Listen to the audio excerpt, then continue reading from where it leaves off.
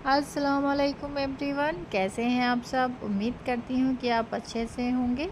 Welcome to my new blog. मेरा blog मैं यहीं से स्टार्ट कर रही हूँ, जो आप अभी इस टाइम देख रहे हो कि मूसलाधार बारिश हो रही है।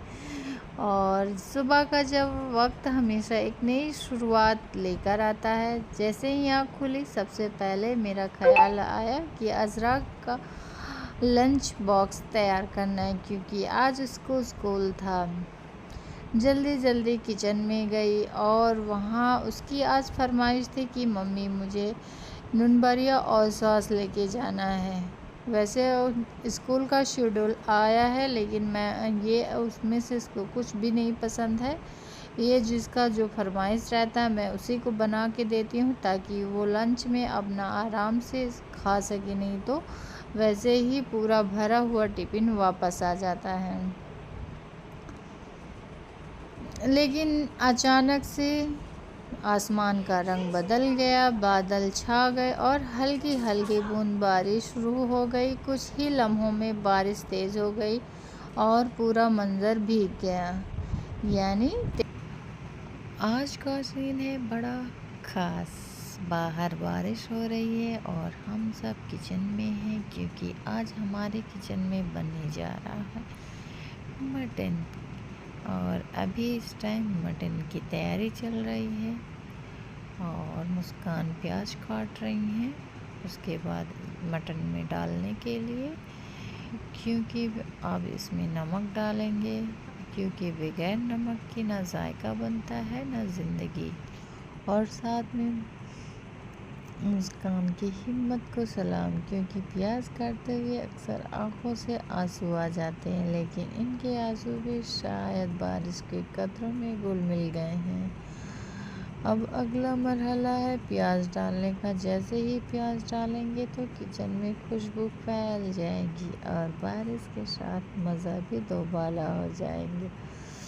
और इस बात से बड़ी बात यह है कि हम सब किचन में मौजूद हैं, तो सिर्फ खाना नहीं बल्कि यादगार लम्हा भी बन रहा है। आखिर मैं ये कहूँगी, बारिश हो, मटन की खुशबू हो और साथ में हंसी मजाक। आज का दिन ज़रा मुख्तलिफ रहा, क्योंकि अज़रा स्कूल बारिश की वजह से नहीं जा सका और उससे पहले इसकी छुट्टियां चल रही थी, क्योंकि इसके फीवर हुआ था, तो इस वजह से स्कूल नहीं जा रहा था। और जब तैयार हुआ तो बारिश भी होने लगी। अब चूँकि इम्तिहान करीब है और तैयारी के बगैर इम्तिहान मुश्किल हो जाता है, इसलिए मुझे थोड़ी सी फ़िक्र हुई। मैंने फ़ौरन स्कूल फ़ोन किया और कहा कि किताब रिवीज़न के लिए बहुत ज़रूरी है। वहाँ से जवाब मिला, ठीक है, आप किसी को भेज दीजिए, मैं किताब दे दूँगी।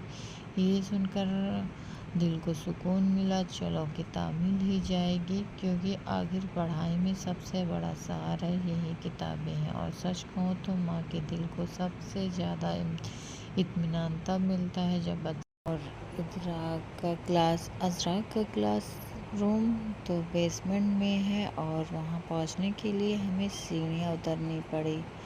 मैंने सोचा इदरा को हाथ पकड़ के उससे नीचे लेकर उतरूँगी, तो लेकिन इदराक ने फट से हाथ छुड़ा लिया। बोला, मम्मी मैं खुद से उतरूँगा। तो मैं वहाँ धीरे धीरे से एक एक सीढ़ियाँ करके उतर रहा था, लेकिन जैसे ही वह नीचे उतरा उसकी नज़र सामने मौजूद स्लाइड पर पड़ी और वहाँ जाके वो बिल्कुल हैरान रह गया और वहाँ रुका रह गया और स्लाइडिंग करने लगा। इसमें नीचे लाना आसान नहीं था, तो मैंने सोचा लो मैं बुक ले लेती हूँ मैम से मिलकर। तो हमने जाकर मैम से बुक ले ली और इदराक से बोले कि इदराक बेटा तुम चलो, लेकिन इदराक आ ही नहीं रहा था और बड़ी मुश्किल से मैंने उसे पकड़कर बाहर निकाला। उस वक्त उसकी मासूमियत और खेल के दौरान उलझ जाना देखकर मुझे बहुत अच्छा लगा। यही छोटे छोटे लम्हा वालिदैन और बच्चों के दरमियान खूबसूरत यादें बनाती है।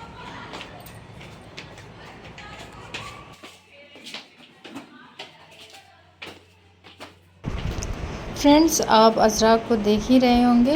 इदराक को वो मुझसे आगे आगे ही था। वो सोच रहा था ऐसा क्या खेलूं क्या कूदूं, उसके दिमाग में यही सब बातें आ रही थी और ये अपना हाथ पकड़ने नहीं दे रहा था। और तेज़ी से, उसको पता है गार्डन में सारे झूले लगे हैं तो मैं जाके वहीं झूलूंगा। तो देखो कितनी तेज़ी से दौड़ लगा के जा रहा है।